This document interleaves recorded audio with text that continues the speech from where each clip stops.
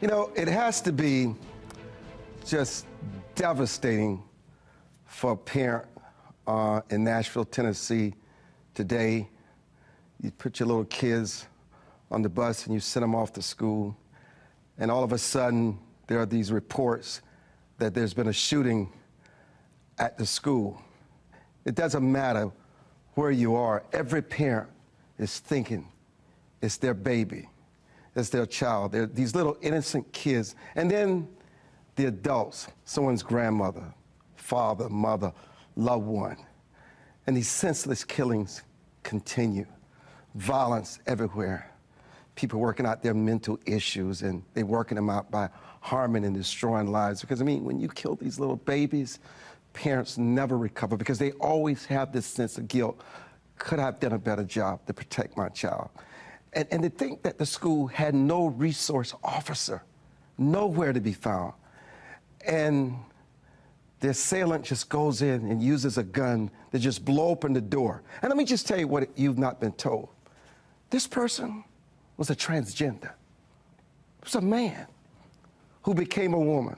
So what the law enforcement actually took out on that second floor was a man who will always be a biological male. Now, they can call him a woman all they want in the press reports, but he was a man. But no matter what he was, his fueled anger, where they found his manifesto, where he targeted this school because it was a Christian school, an axe to grind, to go in and kill these little children.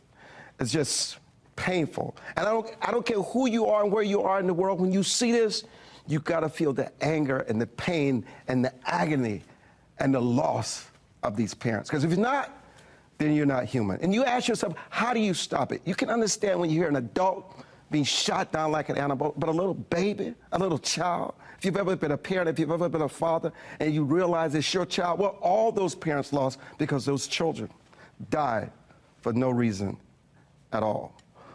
Welcome to our town hall here in Baltimore, where we're talking about crime and education. Through Vignarajah is joining us.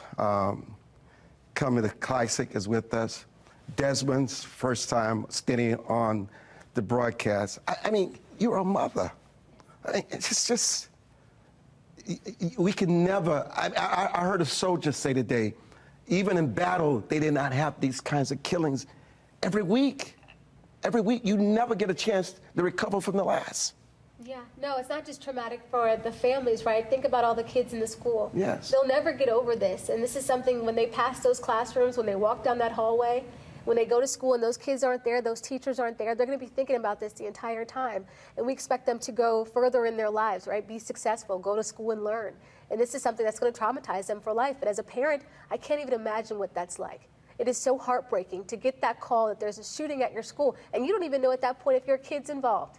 You have to drive to that school, sit outside, and wonder whether or not your child's going to come out that door. And so I can't imagine what it's like. And Desmond, there's nothing we can do to stop it.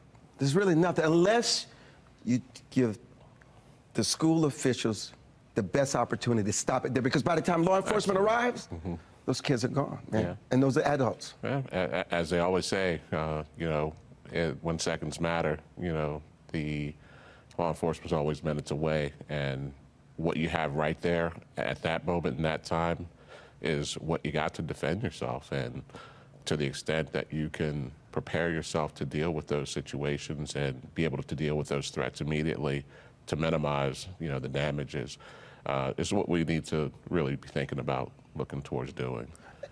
And Thiru, how can you, in this thing of political correctness and your issues with guns, no matter what, how can you not have resource officers on these school grounds? How's that possible? I mean, it's so discouraging because you have a problem that is sitting at the intersection of gun regulations and mental health, as you mentioned before, and so many of society's problems end up playing themselves out in these horrific stories, and we do nothing to protect these children anymore.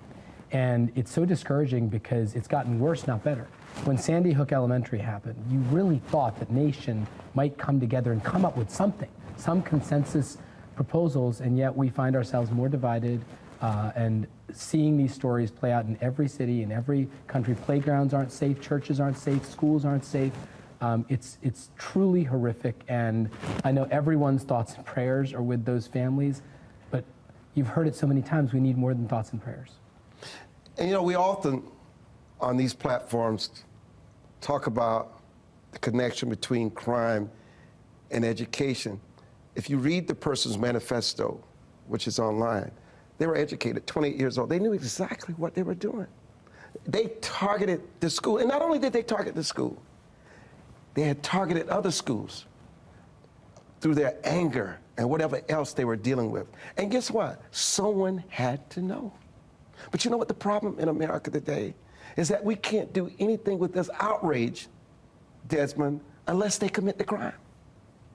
Yeah, we're always in a reactive posture on these things, and as I said, unless you're prepared to deal with the threat at the moment you're faced with it, there's very little you can do to minimize the damage, and it's a shame that the impulses of one can cause such harm. And as Kimberly mentioned, those children, they can't unsee or unhear the things that they've heard. One day they'll grow up to be, parents.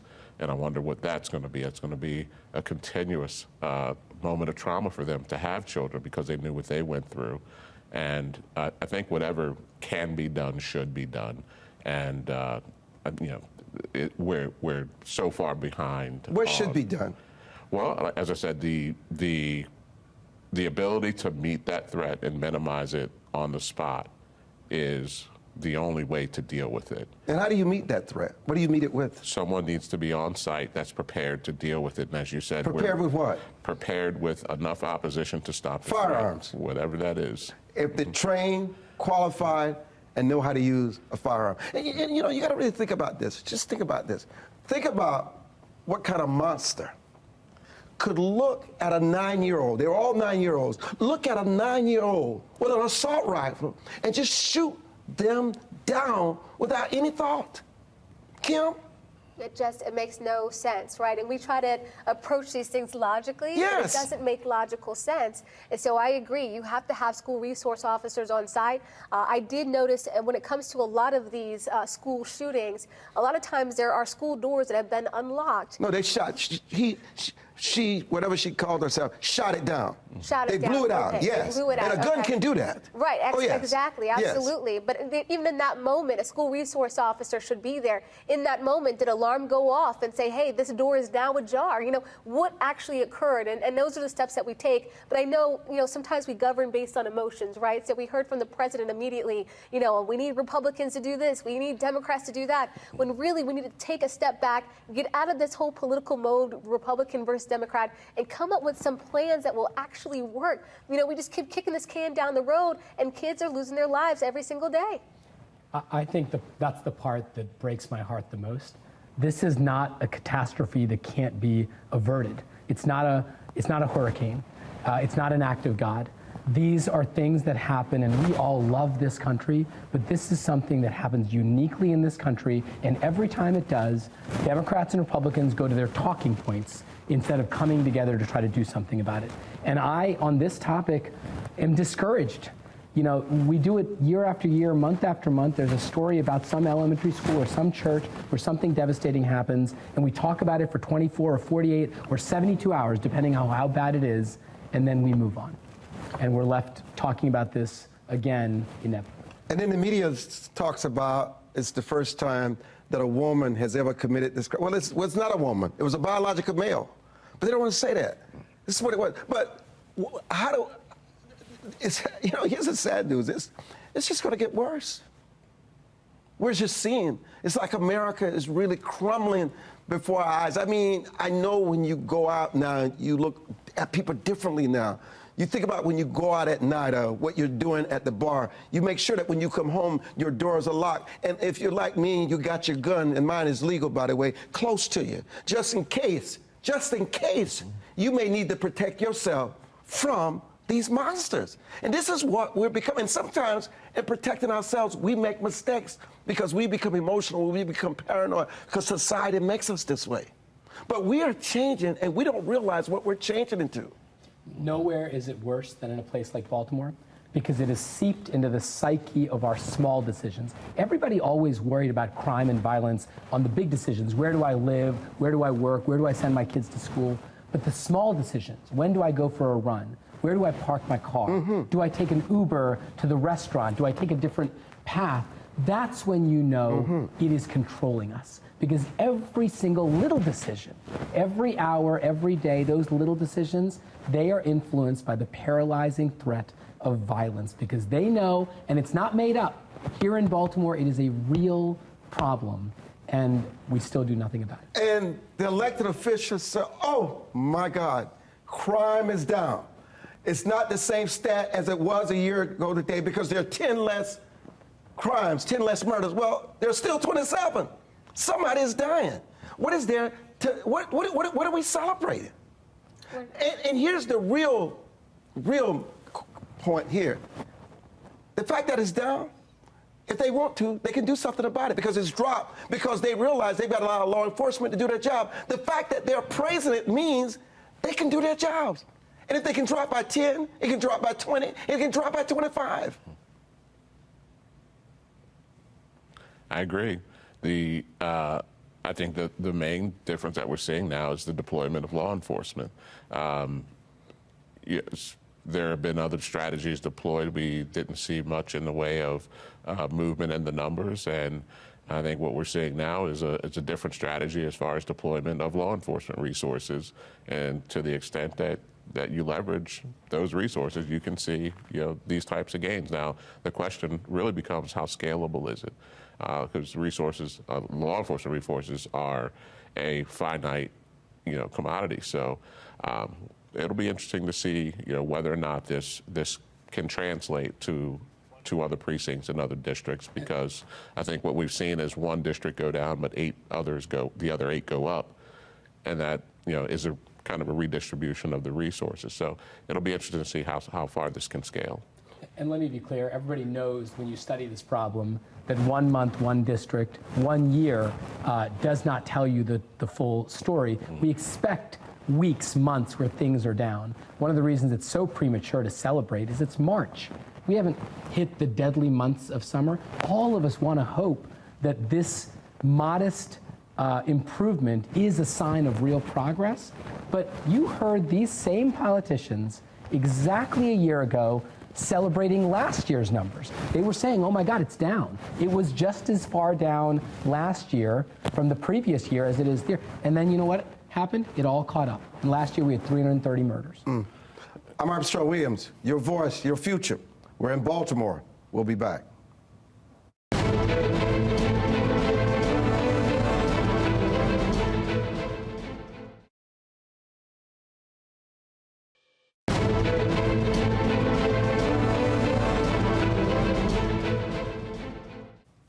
Kimberly Klacik just clarified for me that the murderer was a woman who became a man. Will we ever get to the point where we have to bring in the National Guard to some level to protect our kids in these schools?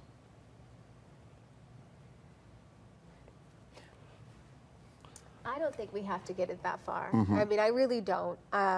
Is there a different situation here in Baltimore City on the streets? There's a different situation. I know there are a lot of people that are calling for, maybe some assistance from the federal level. But when it comes to these schools, I think school resource officers need to be armed at all times. And I know in Baltimore, I was thinking about what happened in Nashville today. Had it happened in Baltimore, and we do have SROs, but a lot of times they keep their guns, locked up because that's what they want them to do. And for me, it's just like, well, how soon can they get to these guns? How soon can they get to this situation?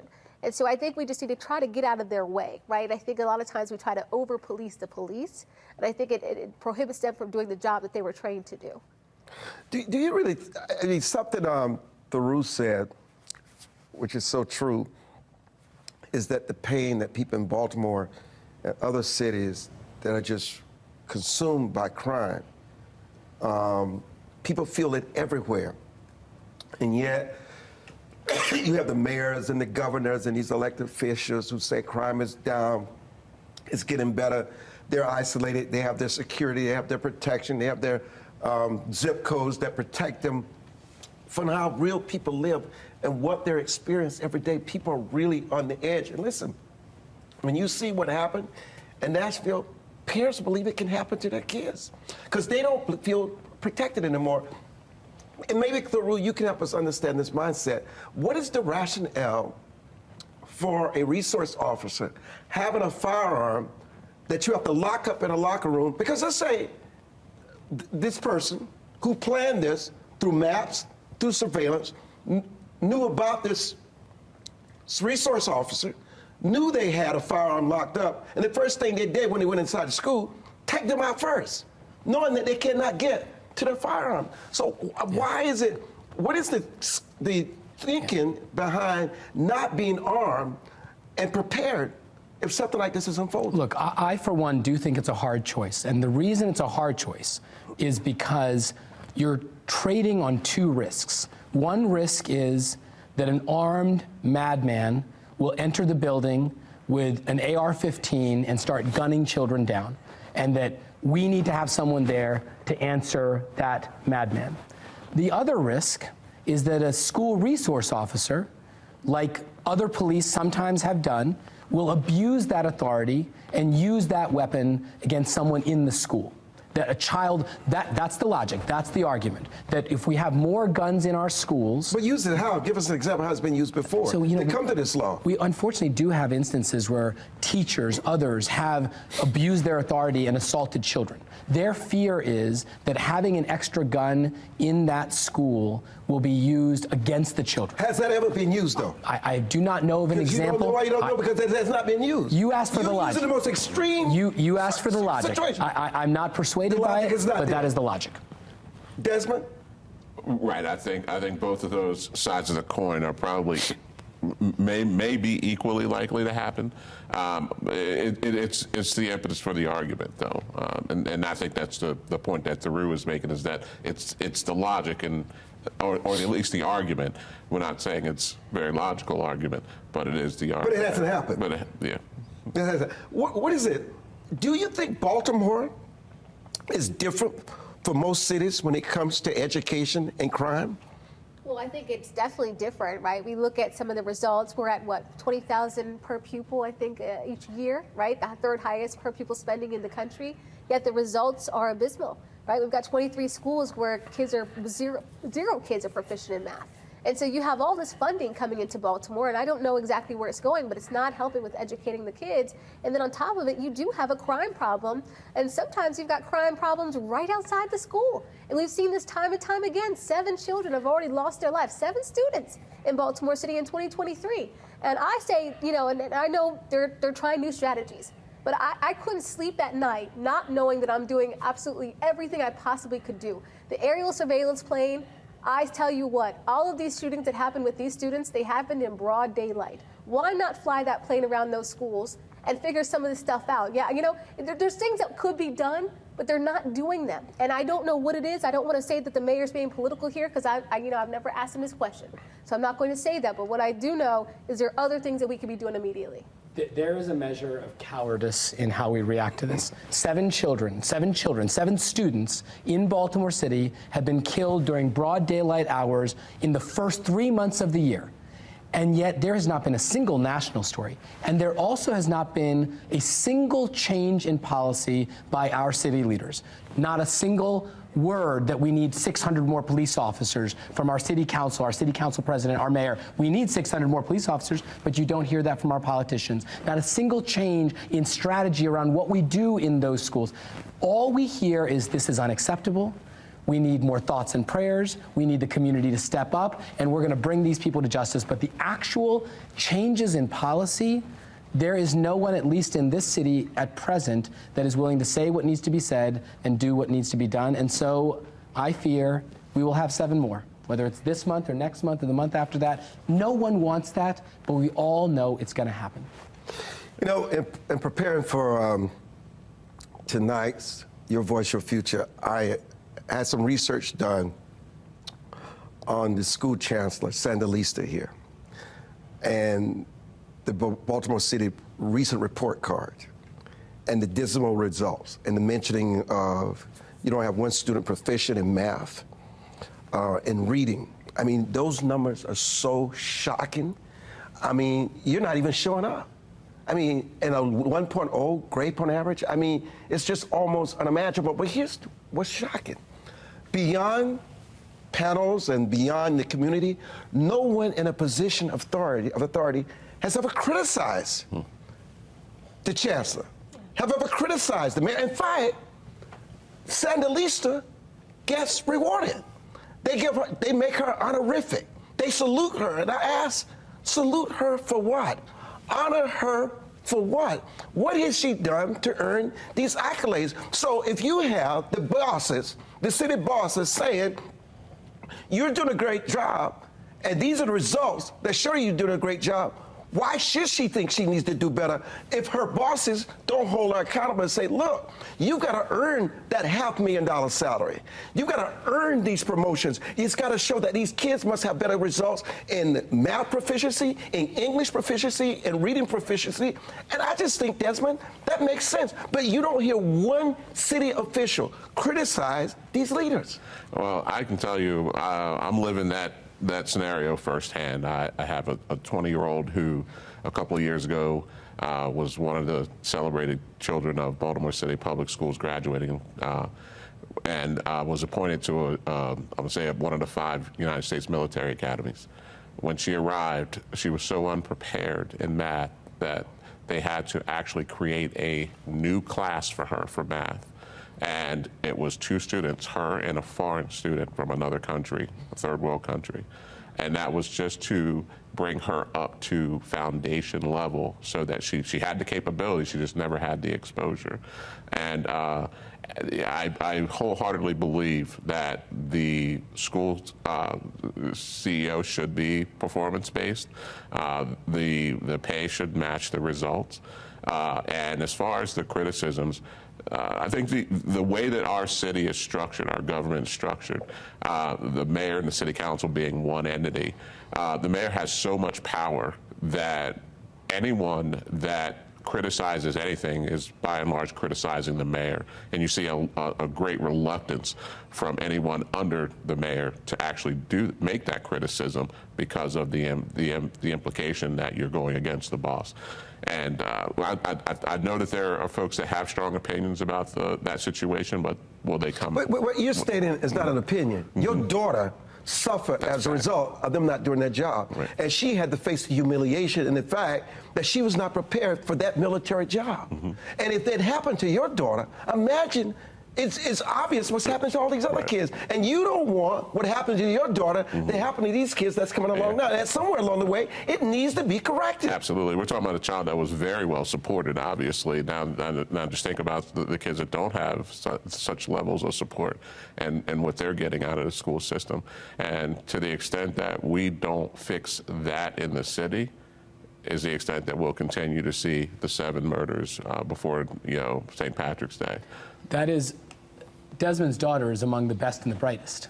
And we know this connection. We've always known this connection between education and crime. Frederick Douglass said, it is easier to raise strong children than to repair broken men. So every one of these classrooms, by the way, every one of the schools that Kim was pointing to that have these horrific, abysmal numbers are also the schools that we have left behind, that we've ignored. They are hyper-segregated. It is our black children that we are leaving behind. It is our black children that we are throwing to the wolves in so many of these instances. And by the way, to your point about the CEO of schools, it's not just that we're patting her on the back and giving her a new title. We're giving her a raise. Correct me if I'm wrong, I think she is the highest paid public official in the state of Maryland right now. That is correct. And if you are presiding over some of the worst schools in the country, even if you saw incremental progress, how on earth do you justify that? And we are in a situation where if everything else was going well, if crime was down, if the economy was booming, if people were moving into Baltimore, and the only problem was the schools, then maybe a little bit of slow but steady progress would be enough. But you're facing a compounding problem where people are leaving this city in droves because the crime is out of control, worst in the nation.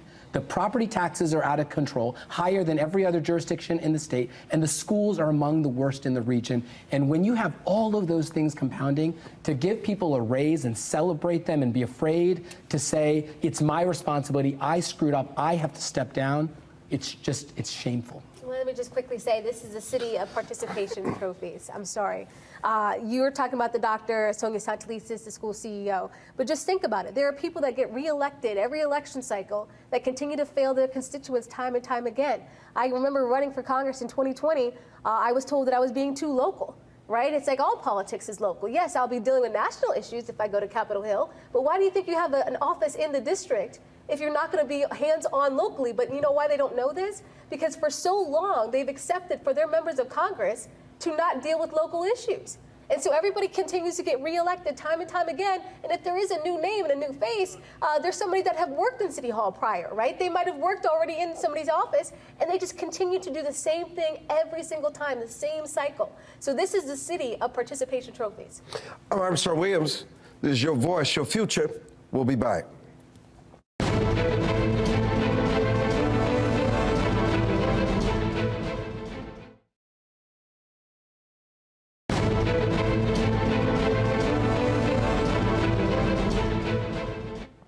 You know, I was correct. Aiden became Audrey. It was a man who became a woman in the Nashville murder.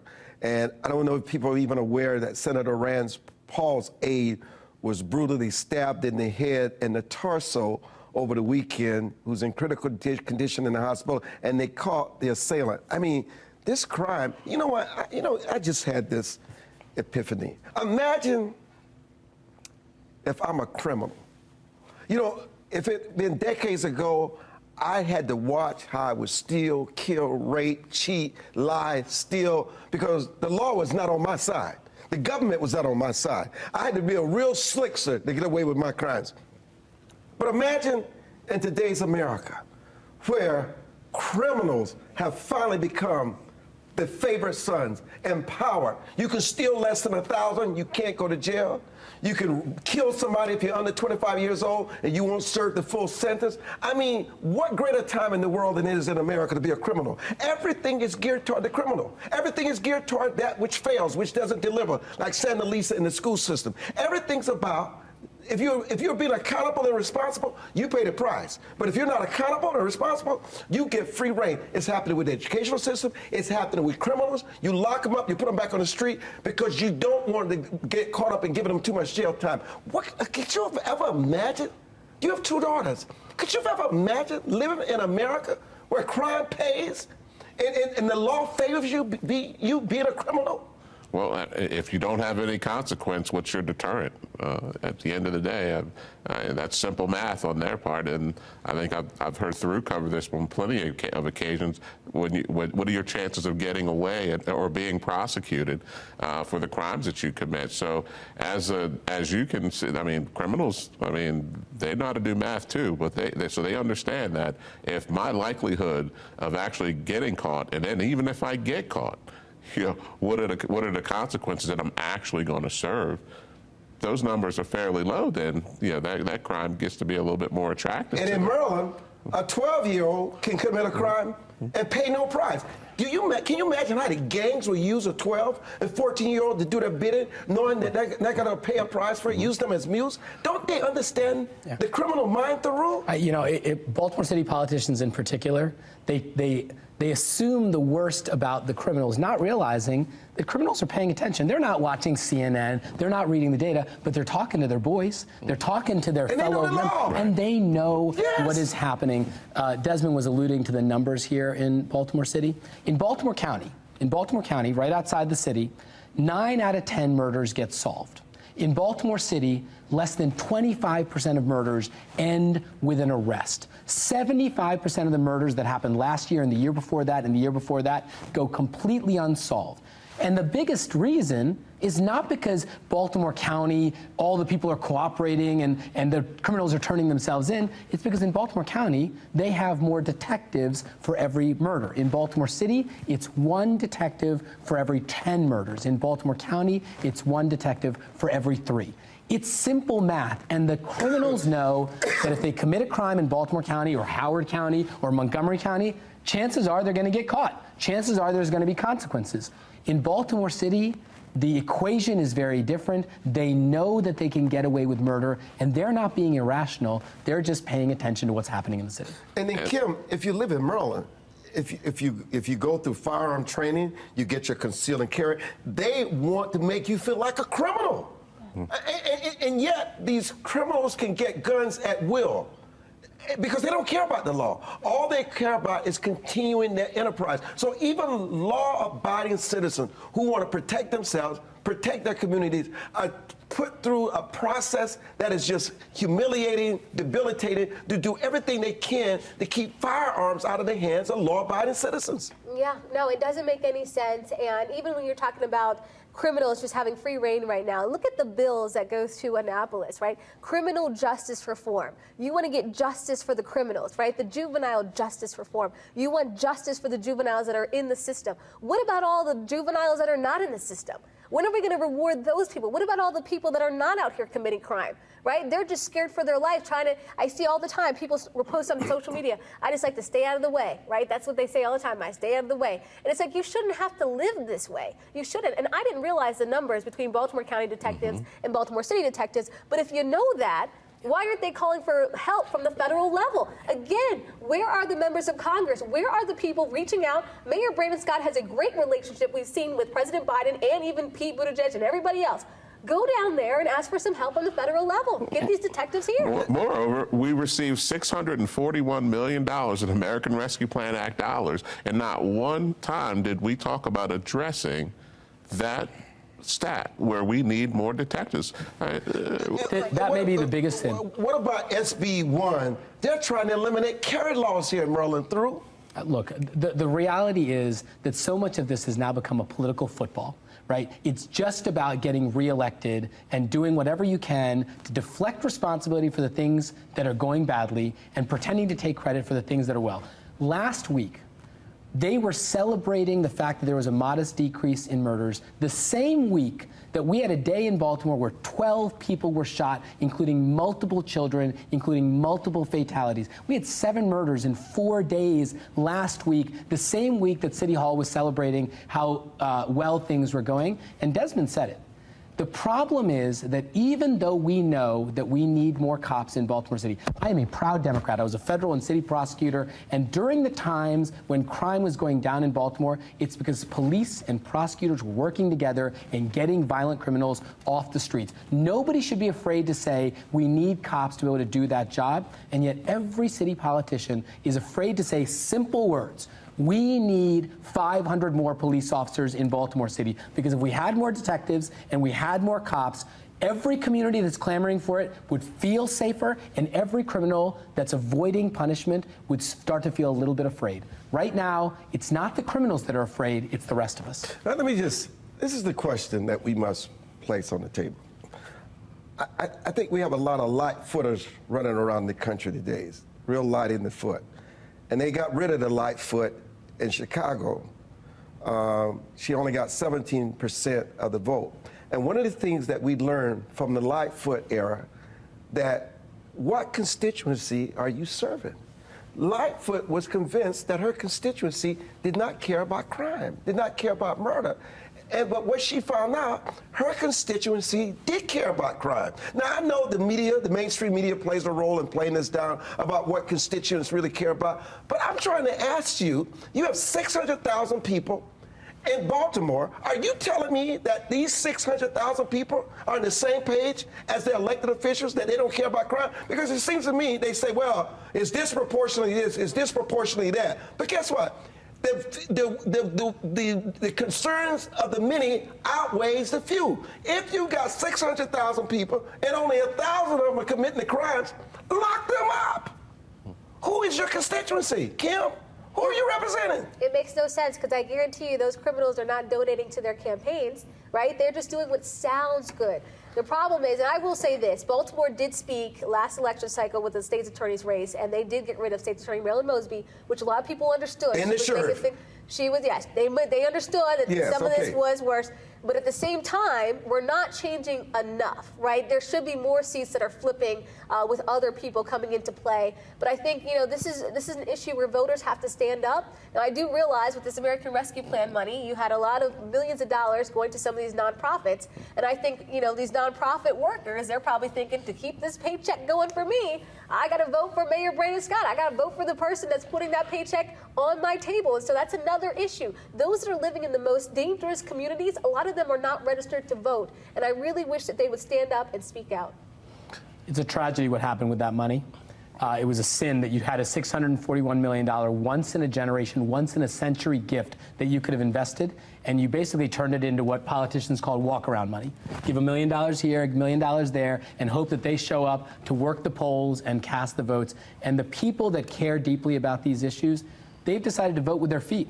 Baltimore City was a city of nearly 1 million people. It's down to 585,000. We lose a percentage of our population every year. They are moving to jurisdictions where crime is being taken seriously. The schools are better for their children. The taxes are lower, and the leaders take responsibility for what's going wrong. Mayor LaGuardia in New York City used to say, if a pigeon dies in Central Park, it's my responsibility. That was his model of leadership. You don't hear that from anyone in Baltimore. Every time there's something that goes wrong, it's someone else's fault, probably someone from the other party. And every time something goes well, oh my God, let's throw a ticker parade for ourselves. Yeah. I mean, we see it time and time again. It's unfortunate that we have, and this is the thing, too. I think a lot of elected officials have taken voters for granted, right? Votes are being taken for granted. I can remember a time where you would see maybe the mayor or a city council member jumping on the city transit bus, making sure that it's running on time, talking to people, right? Now you've got to play a situation where the mayor, he can be asked a question, a simple question by a reporter, and he's jumping in his SUV, running as fast as he possibly can, right? So they don't even want to answer to the people. And so this is a situation where voters have to understand you're being taken advantage of, but you can do something about it. And there are avenues for the voters and for the people. I mean, the power is always with the people, and the tools are always available to them. And if the mayor is not going to be accountable to his own city council and the city council president and the comptroller, he's not going to be accountable to the media. Then there's other avenues for the mayor to have to be accountable, but the citizens have to stand up and make that happen. I saw where in this city the Department of Public Works has one of the biggest budgets in the city, and they have a trash problem where people should pick up their trash and take care and clean their communities. What does the mayor do? The mayor takes $50 million, and give it to nonprofits to clean up the trash. Nonprofits of which he controls their boards. Let's make sure we make that clear. The nonprofit that he gave that money to was the Baltimore Civic Fund, of which 4 of his cabinet members sit on the board. And that money did not go through the Board of Estimates. It was allocated directly from the mayor to. But what is the purpose of the Department of Public Works? Well, that's what we're going to get to the bottom of. There's been a case. I need you to help me with this. Yeah. That's what they do. Right. But yet you're going to take $50 million and give it to nonprofits to do their job? And let's be clear about that as well. The 16 neighborhoods that they selected represent about 6% of the city. Okay, but they gave them $15 million. Our entire solid waste budget is $38 million. Okay, so you're taking $15 million to take care of 6% of the city and provide a dumbed-down service from what the recycling and DPW was providing. It is absolutely abhorrent. But like I said, the citizens will hold the mayor accountable on that issue. Hold that. This is your voice, your future. I'm Armstrong Williams. Don't go away. We'll be back.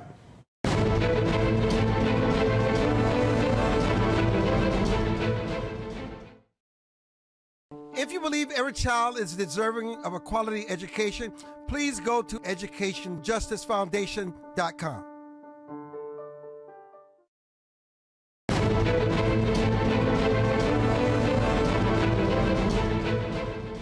So let's talk about the lawsuit, Desmond.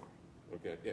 So the Concerned Citizens Baltimore, which is a group of about 182 Baltimore City taxpayers, 9 of which are consisting of community groups, community associations, businesses, and faith-based organizations, have come together to file what's called a writ of mandamus, which is a lawsuit challenging the mayor's decisions. One of those decisions that we're challenging is to curb the recycling to 2 times per month, and our city charter calls for the recycling to be picked up once per week. So he's breaking his own law. The second challenge that we're making is to the allocation of the $15 million to Clean Corp, which is the program, his program, where he gave the nonprofit Baltimore Civic Fund almost $15 million for cleanup effort in 16 neighborhoods out of 277, which will last from right about now to right after the election. I think January 2025. No accident, by the way. Well, I was taught not to believe in coincidences. So we're challenging the allocation of those ARPA funds to that program at a time where DPW is claiming to be short 100 workers or more for the solid waste division. Why would we create a program that's hiring people when DPW is hiring people in a sanitation program? Now, Kimberly, you attended those hearings. Yeah, so last week there was a hearing at City Hall for day laborers, and this was brought to the table by Councilman Mark Conway. Apparently he has friends in Austin, Texas. In Austin, they're hiring day laborers, and that's because they have an illegal immigrant population, so they want to do something with those immigrants. But he proposed this as many people were sitting there, the public, Councilman Zeke Cohen, Councilman Costello, many people sitting there, and he had Human Resources and MOED there, the Mayor's Office of Employment there, and they were basically telling him, you know, we're working on this as hard as we can. And for some reason, he didn't realize that those positions that had to be filled, a lot of them required CDL licensing.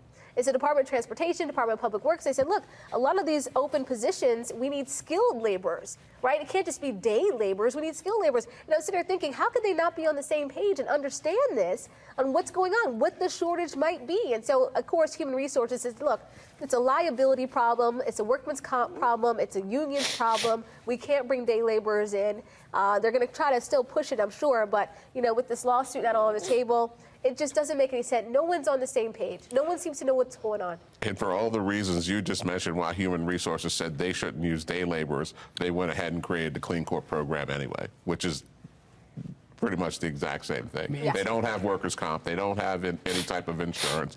They've got these folks out there who are just making a straight $15 an hour for when you show up. They have no protections, and they're out there picking up hypodermic needles. Right. It's heartbreaking because the product of incompetence and corruption and this cozy political culture is born on the shoulders of the most at-risk communities. Mm-hmm. And who have no means. Who have no means. And it was exactly the point I was going to say, which is, can you believe we are in a city where private citizens have to bring lawsuits? Desmond used fancy language, writ of mandamus.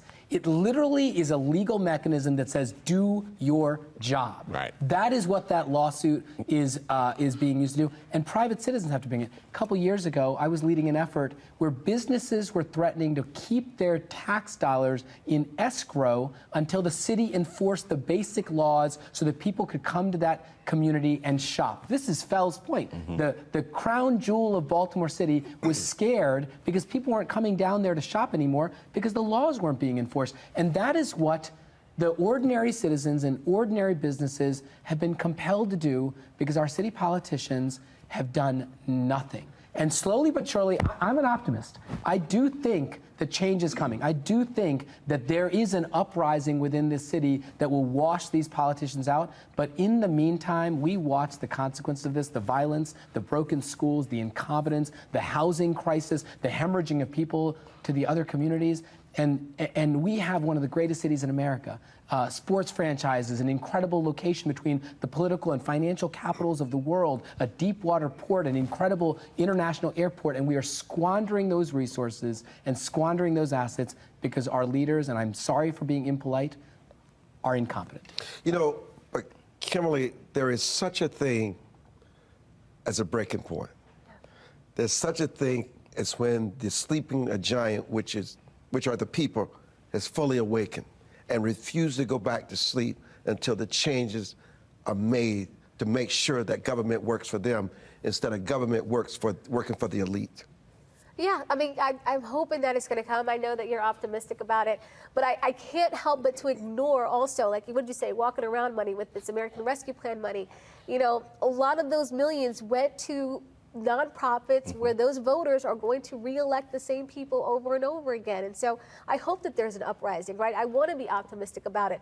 I've been on these streets. I've talked to people, right? I've been in the most dangerous neighborhoods. I've talked to these people, and a lot of them do feel hopeless. But I just tell them, look, you can make a difference. You can make that change. But I think that, you know, they feel overwhelmed. As you mentioned earlier, a lot of them don't have the means, right? They might not have the means to put their tax dollars into escrow until they do their job in Baltimore City. And so it is very tough. So what is, if you could implore the people, there's a couple of things that they can do to bring about this change on a quicker, fast track, what would it be? Because people really have the real power, whether they have the means or not. They have the power. Right. Well, I think they need to see the force, right? They need to see the force that's for them. They need to see it coming from someone that's not running for anything. It's not a political move. It is another citizen who has just had enough and has the capability to lead them. What would Baltimore, in terms of the transparency issues, in terms of the education, put it on full blast, where would Baltimore be today without Project Baltimore, Kimberly? Oh, I don't know. I really don't know. And even Isabel Cummings, she's doing a great job. I think she was exposing today that, you know, some people, some city government employees were getting overpaid while some were being underpaid. You know, there's a lot that's going on here, and I think you said it best when you said incompetent. But I do think that they can make some changes if they really, really want to. Again, they're going to have to vote or stand up. You know, some of these city council meetings, you can go in there as a resident and speak and speak your voice. And luckily, you know, places like Fox 45 will cover it and make sure that you're being heard. But you got to stand up, right? You got to participate in your own rescue. You have to. And we do, but we need the courts to step in. This is, I mean, the hearings. We go in there and scream at the hearings all day long. It's just on the record. The mayor does nothing when you scream, and when he has his people show up to the hearings. They're not even prepared to answer the questions. No, they don't feel like they need to. But this is going to be. It's going to have to be a judicial process, and we're going to need the courts to side with the people. I don't think you give the mayor enough credit. I think the mayor knows exactly what he's doing. Exactly what he's doing. And what is it? What is his agenda? Thiru? Look, he's got the same agenda as every other politician, which is to get reelected. That's why. No, I'm talking about his agenda for the people who elect him, who supposedly think they're going to find a reduction in crime, a better education system, better economic opportunities, tourists flourishing this city again, that economic engine running again, people feeling safe again, feeling good again. The mayor's agenda is clearly, I'm going to tell you that I'm going to reduce crime. I'm going to tell you all these things, and then you're going to elect me. And then I'm going to tell you all the reasons I couldn't do it until it's time to re-elect me. And then I'm going to tell you how I'm going to do it this time. I mean, it's really, as Thiru said, it's just to get, I'm going to tell you whatever I need to tell you to get re-elected. But I think a little bit of stale. Yeah, a little bit of regentrification also. I mean, I hate to say it, but I mean, let's take a look at the big picture here, right? It's no secret that where the most vacant homes are is where you see the most crime and violence, right? There's no secret to what's going on. He's got big developers coming in, taking a look. All that stuff that happened on Baltimore Street on the block, I think you helped represent some of those owners there. They are looking to regentrify areas that they don't want really, you know, in the city, right? They're looking to do changes there, and they don't want the people that live there to come along with it. Right? I mean, that's what I see. Otherwise, why would you let such a genocide happen in East and West Baltimore? Why would you let all of these people move out of the city? All that stuff that happened with the Poppleton neighborhood. You want some of these people to leave. Let's just be honest. It's wrenching because you are not seeing white flight from Baltimore. You are seeing black flight. that is the population that is diminishing the fastest across the city. And so this subtle, gradual gentrification, which they all talk about that they're against. Brandon Scott, this voice of progressive change, has said for years that those are the things that he's against, and yet the policies that he has put in place, the things that he has allowed to happen. He's forcing blacks out of the city? That's what's what happening. you're saying? That's exactly what's happening. That's a new kind of racism. That's exactly what's happening. And then they'll tell me, you know, or anybody else, oh, it's Republicans. That's what Republicans do. That's what's happening right now in Baltimore City. And why is he forcing them out? Because he wants a different class, a different type of people living here. You know, that's what he wants. He thinks they're a burden here? I do and he wants to believe rid that. himself of... I do believe that. Wow. I do believe that. Think about it. You've got all these schools where these kids are being educated, and as a mayor, you're not stepping up and screaming at the top of your lungs. He wants them out of here. I don't know if this is more or less cynical than what Kim is saying. I actually think it's because the people that are in his ear are the affluent donors that are giving to him. He is not listening to the people in West Baltimore and East Baltimore, the people that are chirping in his ear, the people whose approval he is seeking, right? He wants them to say, you're doing a good job. Well, those developers are who he's listening to. I hope the people of color are listening to this show tonight. I'm not going to put anything else on the wound, but it is something for you to think about, because when it doesn't make sense, if you think about it simply, it makes all the sense. And that's why we're out of here. We just want to plant some seed and you grow it. Thank you for joining us for Your Voice, Your Future. I'm Armstrong Williams. Thank you all. We're out of here.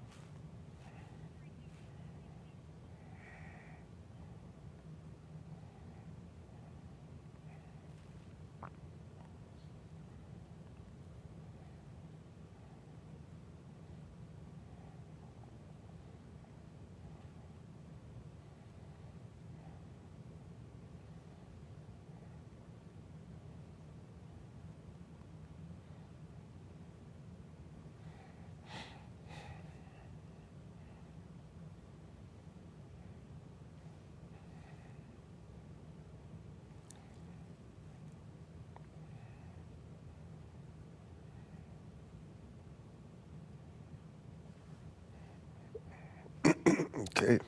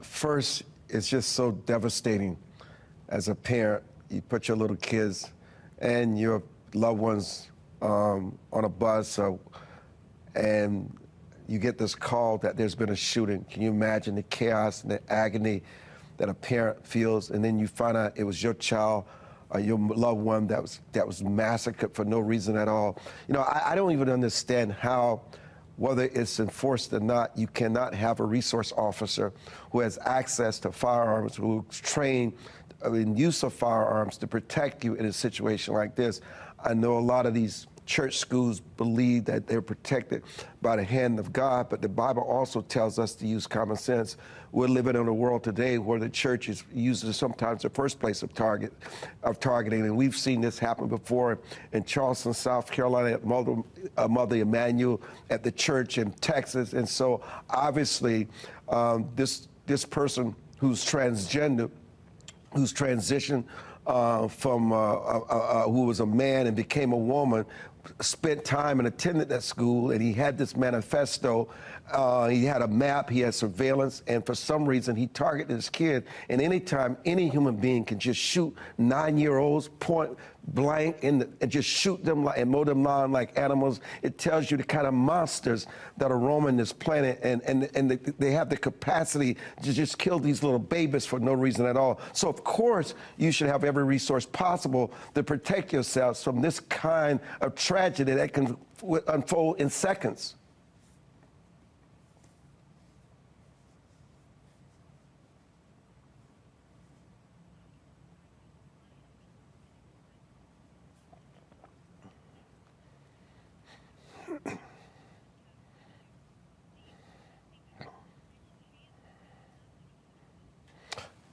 What we need to recognize that you can pass all the bills until creation stops.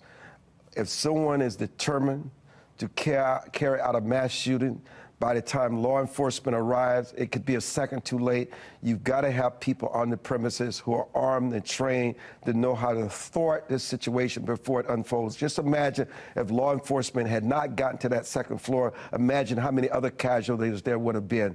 And what stopped them is that gun force against gun force. They were able to take this person out with those assault weapons. You know, this happens, it will repeatedly happen until people wise up to realize that guns and people well trained sometimes can be a school, your home, and other places best friends. Guns are not the problem here. It's these people who are sick and unstable, who's running in here on here angry and taking out their misery on innocent children and innocent families.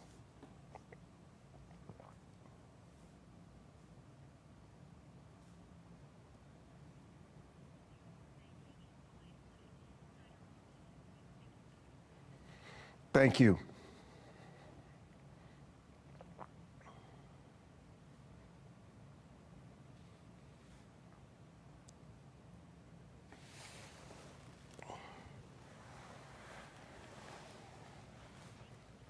All right, thank you.